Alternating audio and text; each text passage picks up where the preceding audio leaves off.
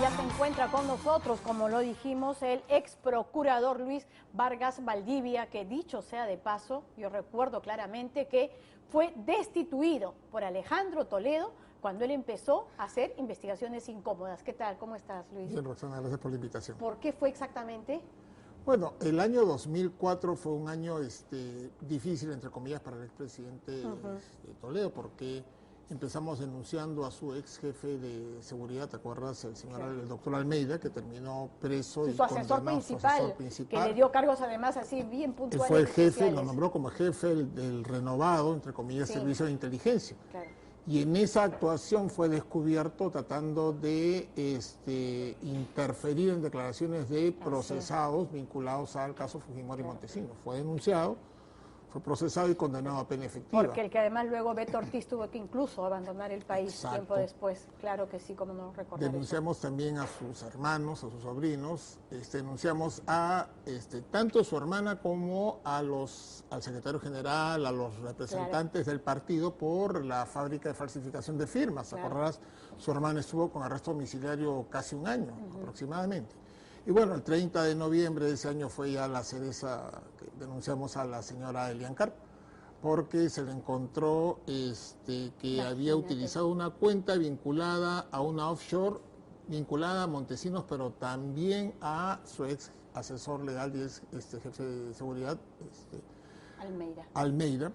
Sí, y se dio lugar a una investigación más, ¿no es cierto? Exacto. O sea, esas relaciones tan extrañas entre Montesinos, la misma offshore, esa offshore que ya en esas épocas hablaba Elian Carp, efectivamente, que era en Panamá, Blue Investment, si mal no recuerdo, ¿no es cierto? Ahí habían ya, registrado tocaste algunos ya demasiado incómodo. Exacto. Era bueno mientras investigabas al anterior, a Fujimori, pero cuando empezás a investigar su gestión, y ahí, bueno, él me cesó a los 15 días, el 15 de diciembre me cesó y sacó la resolución dejando sin efecto mi nombramiento. Claro, cual, bueno. Que ese es otro punto que también se ha pasado bien facilito y bien rapidito en esa historia, ¿no es cierto? Porque eso también hizo con ustedes. Cuando empezaron a investigarlo, ahí sí se acabó toda la lucha anticorrupción y todos miraron al cielo y no dijeron absolutamente nada, la cantidad de cosas que se vieron. Yo te pediría que me acompañes para ver lo que ha sido las imágenes exclusivas de lo que fue precisamente este allanamiento a la casa de Alejandro Toledo que tuvo lugar, en verdad ya el día sábado, porque ocurrió a partir de las 2:45 de la mañana. Miren, ese es el momento en el que empieza a llegar todo este equipo de fiscales, que han sido como 9 fiscales, por supuesto todos bajo la batuta del fiscal Hamilton Castro, que está al frente de todo este tema, y ingresan precisamente a toda esta zona del condominio e ingresan a la casa de Alejandro Toledo, ¿no? Y eso no deja de ser vergonzoso aún hoy, a pesar de que pues para muchos en verdad no era pues digamos un secreto el sospechar del grado de corrupción al que podría haber llegado. Eso es el interior de la casa de Alejandro Toledo, pero no deja de ser la casa de un expresidente de la República en el que pues un sector de la población terminó confiando en él. La casa del hombre que prometió a muchos peruanos que lucharía contra el orgullo. Miren, ese es uno de los dormitorios donde con comba terminan rompiendo incluso parte de las paredes. ¿Para qué? Para sacar la caja fuerte de la casa de Alejandro Toledo. Esa es la caja fuerte que tenía al interior de su vivienda, ¿no? Dicho sea de paso, bueno, en la sala se podía ver también varias partes en las que los procuradores, los fiscales pues revisaban todos esos cuadros. Bueno, la famosa mascaipacha también seguro que va a aparecer por ahí, ¿no? Y se puede escuchar o ver al fiscal Hamilton Castro. Les ruego que nos dé las facilidades del caso. En este caso era pues al guardián, al encargado de cuidar la casa de Alejandro Toledo, ¿no? Toda su biblioteca, su escritorio, todo. Miren la cuenta en el Banco de Crédito del Perú, que era revisada escrupulosamente y todo era retirado, por supuesto, en la computadora, ahí por supuesto lo que iban a hacer los computadores, porque obviamente en el CPU y en estos artefactos es donde se encuentra abundante información que puede servir en estas investigaciones. Una imagen que probablemente, miren, ahí está, la que estaba pensando, la cantidad de dólares. Algunos han dicho 14.000, otros han hablado hasta 30.000 dólares encontrados, porque esos billetitos que ustedes ven ahí no es de $1 o de $20, no, eran de $100 cada uno, son fajos de $100 que tenían simplemente guardados ahí en una parte de la biblioteca de Alejandro Toledo. Todos los interiores de la casa, es ya casi como saliendo de la sala para la parte de la salida de la casa, como decíamos, de un expresidente de la República, de quien se ha corroborado hoy, o por lo menos se han corroborado 11 millones de todas maneras que fueron a parar a las cuentas del amiguísimo Joseph Maiman, pero como ha declarado o delatado, confesado, pues el alto ejecutivo de Odebrecht en el Perú le dieron 20 millones. Ojo, pidió 35 millones pidió, y al final le terminaron dando 20 porque no cumplió con toda la parte del trato, e incluso años después, como ha declarado Barata, seguía pidiendo, lo seguía llamando y diciendo, faltan mis 15, ¿dónde están los 15? Y ahí está, libros que ha pues repartido por distintas partes del mundo, foros que ha dictado, todos los discursos sobre la base de la lucha anticorrupción, que no resultó ser más que una farsa. En fin, vamos a conversar sobre eso con Luis Vargas Valdivia. ¿Para ti fue una sorpresa o no? Como algunos que dicen, oh, no, qué decepción. Además ya venía Coteva. Sí, no, ya la conducta hacia el final del gobierno del expresidente, empezando por el tema de su hija y después... Y todo 2003, lo que vimos, 2004, todo lo que me tocó vivir, todo lo que me tocó padecer, denunciar en esos, que fue bastante incómodo porque tenía no solo el frente de los procesos Fujimori y Montesinos, que era ya bastante complicado, sino ya había un frente interno porque comenzamos a denunciar pues precisamente a los familiares, no solo los familiares, sino al partido y finalmente a la esposa del expresidente Toledo, con lo que de hecho había una situación bastante complicada. Pero bueno, uno está en esos cargos para asumir las responsabilidades. Y el compromiso que es justamente llegar hasta el fondo de la verdad e investigar, más allá de que el presidente te guste o no te guste. Eso pasa a segundo término. Por lo tanto, en realidad no me sorprende, más aún porque desde la denuncia de Coteva, como recordaba Roxana, yo he sido constante e insistente en señalar que el expresidente no solo no daba explicaciones razonables, sino que estaba faltando reiteradamente a la verdad, y que eso en su momento iba a complicar su situación jurídica, porque eso constituía entorpecimiento de la actividad probatoria. Así es. Entonces, en realidad, que sorprenda, no nos sorprende por todos estos antecedentes. Así es. ¿No? El allanamiento ha sido bien realizado, era lo que se esperaba. Este trabajo que hemos visto y que hay estas imágenes, ¿era lo que tenía que hacer el fiscal o primero debió dictar la detención, la orden de detención? Yo creo que está bien lo que hizo el fiscal. El fiscal pidió, aparte de todos los medios de investigación que tenía y los medios probatorios, porque claro, esto es producto de colaboración eficaz. Que hay que resaltar, si me permites un pequeño paréntesis, la excelente labor que ha venido realizando la Fiscalía, tanto el doctor Hamilton Castro como el fiscal de la Nación, quien los ha apoyado constantemente. Y ahora estamos viendo los frutos de ese trabajo. Yo creo que él, después de tener todos estos medios, lo que sí correspondía era el allanamiento a efectos de que de poder buscar mayor información, mayores elementos, mayores indicios. He leído que el expresidente Toledo y su esposa y algunos allegados a él se quejan porque en la diligencia no estuvo su abogado. Así es. Que no tenía por qué estar su abogado. No es cierto, no tenía por qué estarlo. No. Esta es una de las diligencias que en derecho se conocen como inaudita parte, esto es, son solicitadas por el fiscal al juez y el juez las dicta sin conocimiento del interesado, en este caso el investigado. ¿Por qué? Porque lo que se busca es precisamente evitar que el investigado esté advertido que se va a llevar a cabo esto para que oculte la información o que tome alguna medida. La legalidad de la diligencia está garantizada con la presencia del fiscal. O sea, el hecho de que no haya estado su abogado defensor en modo alguno implica una afectación. Y esto es algo no solo propio acá en el Perú, por supuesto, ¿no es cierto? Claro, tú revisas legislación en Europa, en Estados Unidos, en todas partes del mundo, eso es perfectamente normal. No es cierto. Ahora, lo que él viene señalando, lo ha dicho, además, ya incluso lo ha hecho también Elian Carr, pero él insiste, dice, yo no recibí, no, bueno, en el caso nuestro difícilmente nos da una entrevista y sobre todo, digamos, con panorama que descubrió Coteva y yo que tuve que hacer otras investigaciones, pero por ejemplo, ella ha señalado, ¿dónde está el papel firmado donde dice que esa plata es para mí? Eso era de Maiman, y las cochinadas de Maiman, que las arregle Maiman. ¿Eso cabe? No, pues porque finalmente las cochinadas... ¿Eso significa que no hay prueba? No. Finalmente las cochinadas de Maiman terminando siendo utilizadas por él, o sea, siguiendo su propia lógica. Acá no se busca, y ya la Corte Suprema tiene reiterada jurisprudencia, pero además no solo la Corte Suprema, sino la doctrina en general, donde queda perfectamente claro que en estos casos de corrupción o colusión, porque en realidad acá estaremos frente a un tema de colusión también, lo que se utiliza siempre es lo que se conoce como el tercero, ¿no?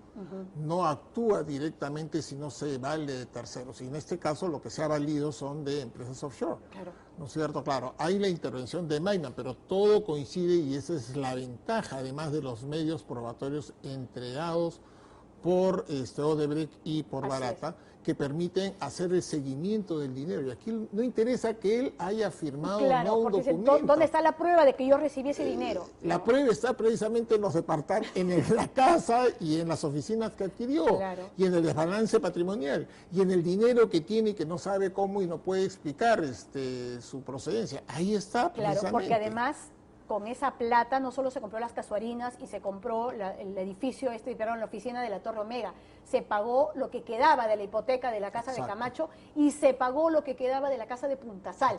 Beneficiario directo, ahí ni siquiera es Eva Fernemo. Ahora entiendo que Barata declara 20 millones y 11 sí están probados que fueron directamente a las cuentas de Maiman. ¿Qué más necesita hacer el fiscal para ya dictar la detención? Ya, el fiscal yo creo que con los medios... O sea, sí hay cierta frustración por eso, ¿no? Claro, el fiscal ya con los medios que tiene, ahora hay que tener en cuenta que hay que seguir algunos pasos, ¿no? El fiscal con los medios que tiene, yo creo que lo que va a optar es por instaurar investigación preparatoria y pedir la medida cautelar de detención provisional.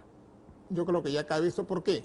Porque con la medida de detención provisional sí cabría dictar ya, en caso de que el expresidente no se presentara, no se pusiera derecho, como parece creo que no hay mucha intención todos tenemos claro que no va a ser así, conociendo sus antecedentes, poder pedir una orden de captura internacional, que pase el filtro de Interpol. Yo sí creo que como han ido llevándose la investigación, la Fiscalía sí va a pasar sobrado el filtro de Interpol.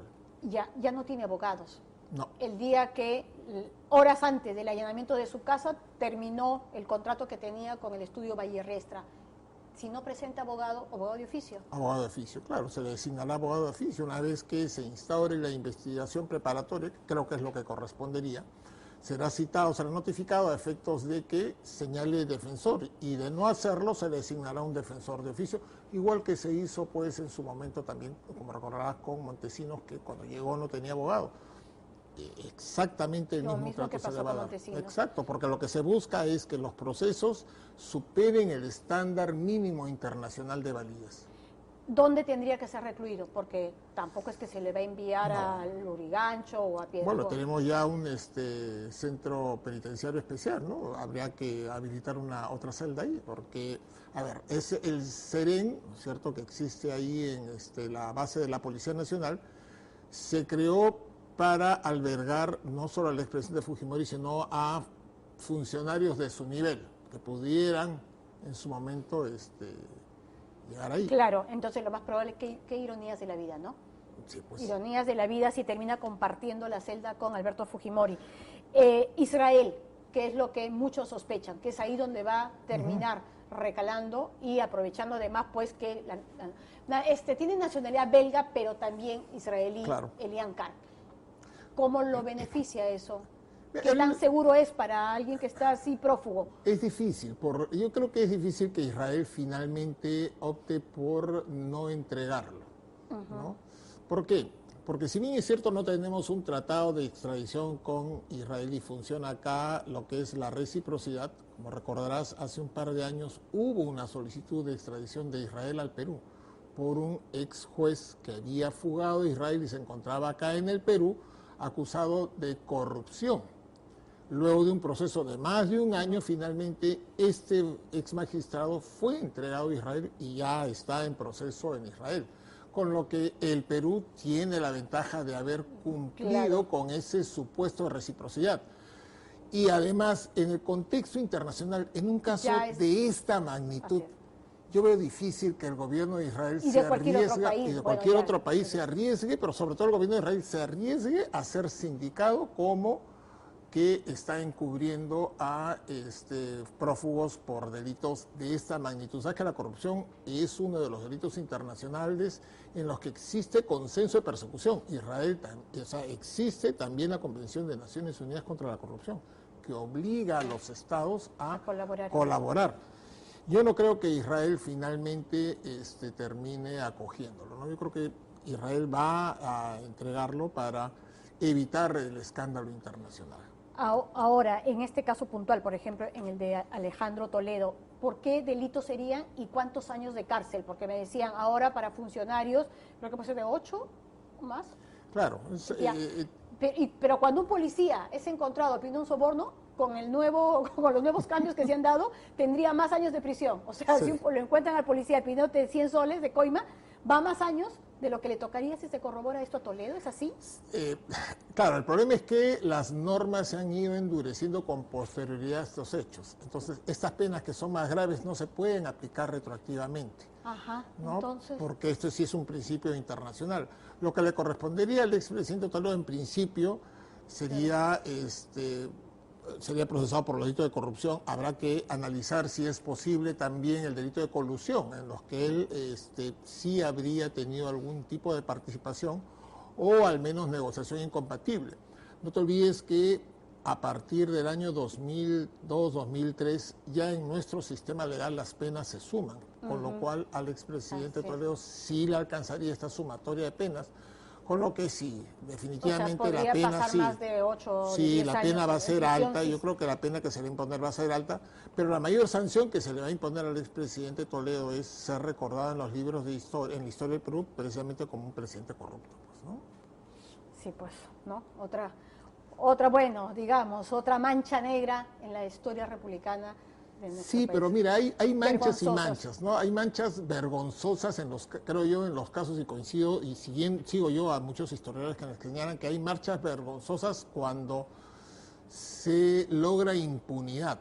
Pero en estos casos, yo creo que, claro, es una mancha, es un descrédito, pero las instituciones funcionan. Sabemos responder. Exacto. Solo ahí podemos demostrar que estamos sanos. Y que esto debe ser tomado ahora sí como punto final para poder lograr pues una verdadera puesta en marcha de la política.